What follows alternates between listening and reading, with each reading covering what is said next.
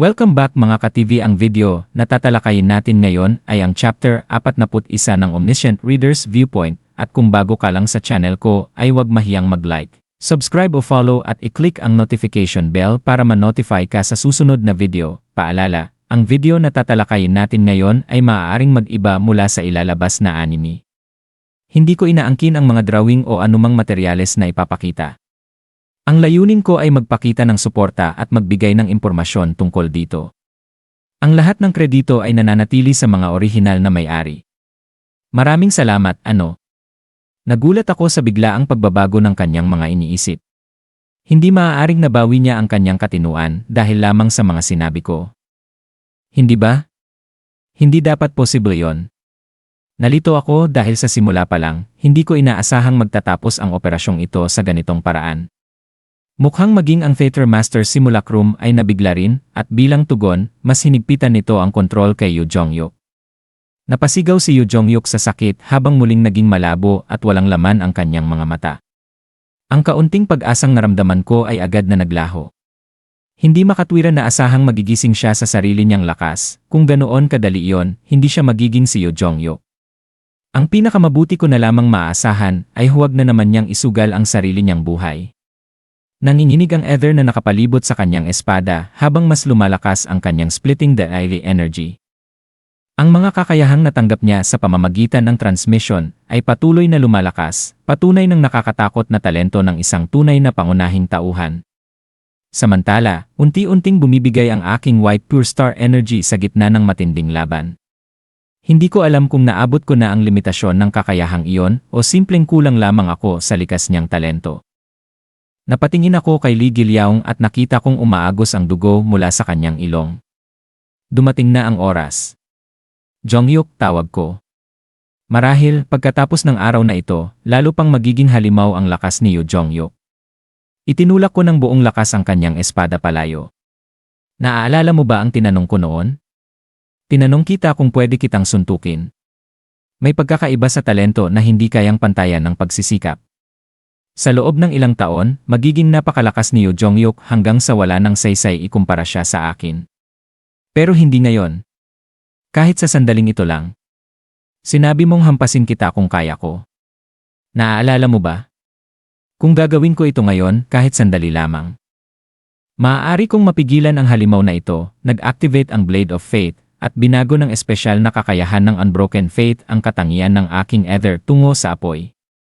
Sumiklab ang apoy sa Etherblade, at sa isang iglap, nagkaroon ako ng kakayahang daigin ang katawatawang halimaw na ito, sumabog ang apoy ng malakas.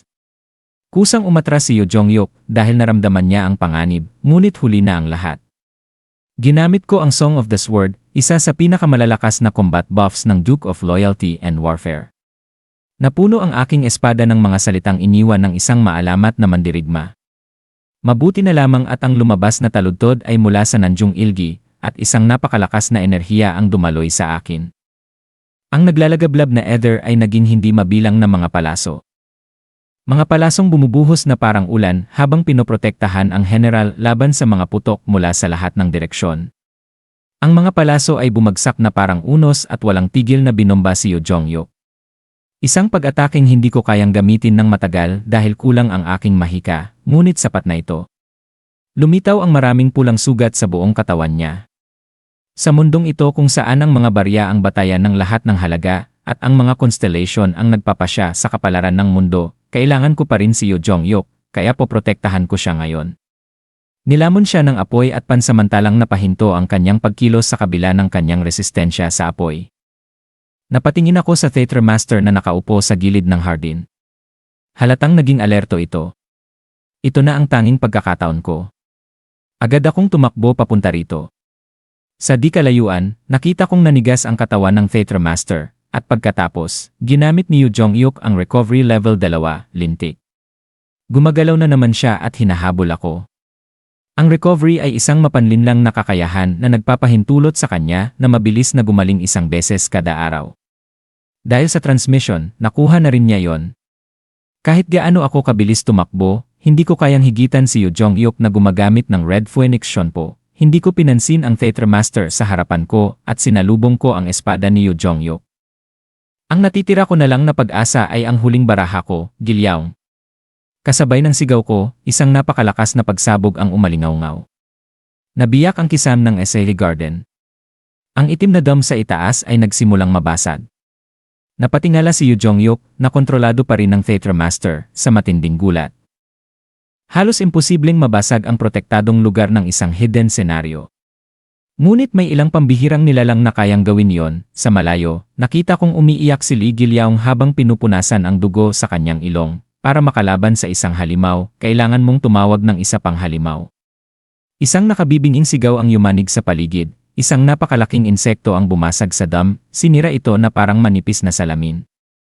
Napasigaw ang Theater Master sa takot habang bumaba mula sa himpapawid ang isang dambuhalang praying mantis. Lumitaw ang 6th grade insect king, Titanoptera, nakakapangilabot ang presensya nito. Ito ang parehong halimaw na lumaban noon sa Poisonous Rhino. Dahil sa diverse communication ni Li Gilyaong, dumating ito rito, mahinang tumawa si Gilyaong, Hi! Titano! Sumugod ang insect king sa Theater Master, ngunit sinalubong ito ni Yu Jongyuk. Ginamit niya ang strong self-defense level 4 at sinalo ang napakalakas na atake. Nabiyak ang rooftop sa ilalim niya, ngunit nanatili siyang nakatayo, at nag-counterattack pa siya, napasinghal ang Titanoptera sa sakit. Nakakagulat, nakikipagsabayan si Yu Jongyuk sa isang 6th grade species, isa talaga siyang halimaw, marahil, nang makita yon, nabawi ng Theater Master ang kumpiyansa nito. Inisip nitong mananalo pa rin ito dahil kayang lumaban ni Yu Jongyuk, nagkamali ito, dapat ako ang binabantayan nito. Muli akong sumugod papunta rito. Kaunti na lamang ang natitirang oras. Hindi ko hahayaang masayang ang sakripisyo ni Li Gilyaong, nag-activate muli ang Blade of Fate. Sa wakas, napansin ako ng Theater Master at ginamit nito ang Simulacra, isang delirium skill na mas mataas pa kaysa sa Welcome Prison. Nabaluktot ang espasyo sa paligid at lumitaw ang iba't ibang ilusyon. Ang mga ground rat, growl, poisonous rhino, maging ang Tyrannosaurus Rex, lahat ng halimaw na nakasalubong ko noon ay sumugod sa akin, mumangat-ngat ang kanilang mga pangil. Pinunit ako ng kanilang mga kuko, ngunit hindi ako huminto, hindi ako natatakot, peke ang lahat ng ito, katang-isip lamang sila, mga karakter mula sa isang nobela, nang umabot ang Blade of Fate sa leeg nito. Ginamit ng Theater Master ang mental erosion, ito ang parehong cognitive manipulation na ginamit kay Yu Jongyuk. Hindi ako natakot dahil nasa akin ang fourth wall, ngunit may hindi inaasahang nangyari, biglang natakot ang Theater Master. Sa loob ng aking isipan, nagliparan ang hindi mabilang na pahina ng ways of survival. Nag-activate ang fourth wall, nanlaki ang mga mata ng Theater Master habang nakatingin sa mga hiblang nakapaligid sa akin, hindi. Sabihin mo. Ikaw. Iyon ang huli nitong salita, nang tumawid ang Blade of Fate sa leeg nito, sumiklab ang nakakasilaw na liwanag mula sa katawan nito, parang multong hinatulan dahil lumabag sa isang banal na batas, at tuluyan itong naglaho. Walang natira kahit bakas, napatingin ako sa aking mga kamay.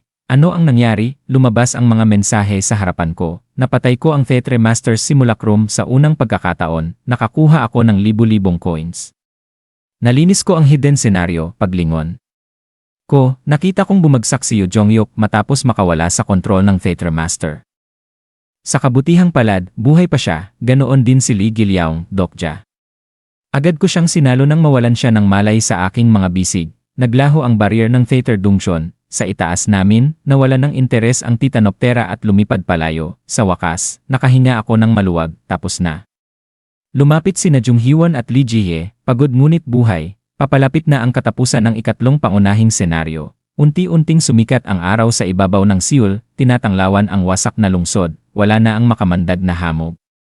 Ang mga gusali ay gumuho, ang mga halimaw ay patay, at sa malayo, may mga taong patuloy na naglalaban. Tahimik na sinabi ni Junghyun, talaga ngang matatapos na ang lahat. Ngunit mali siya, hindi pa ito ang wakas. Sa kalangitan, bumubuhos ang mga meteor, maganda silang tingnan mula sa malayo. Ngunit sila ang simula ng panibagong impyerno, mahinang nagtanong si Li Gilyaong, Dokja. Hindi ka ba hihiling? Napatingin ako sa kanya, nakahiling na ako. Ano yon? Muli kong minasdan sina Yu Jongyuk, Junghyun, at ang wasak na Seoul, pagkatapos ay sinabi ko, ang hiling ko ay makita ang epilogue ng nobela. Tahimik akong tumingala sa langit, may maliliit ng bitak sa kalangitan sa ibabaw ng Seoul. Kapag tuluyang sumikat ang araw, magbubukas ang mga dokaibi ng panibagong impyerno, at diyan nagtatapos ang Kabanata 14 na ng Omniscient Reader's Viewpoint. Gusto niyo ba ng chapter 42? Mag-comment na sa baba mga ka-TV at hanggang sa susunod na kabanata, paalam.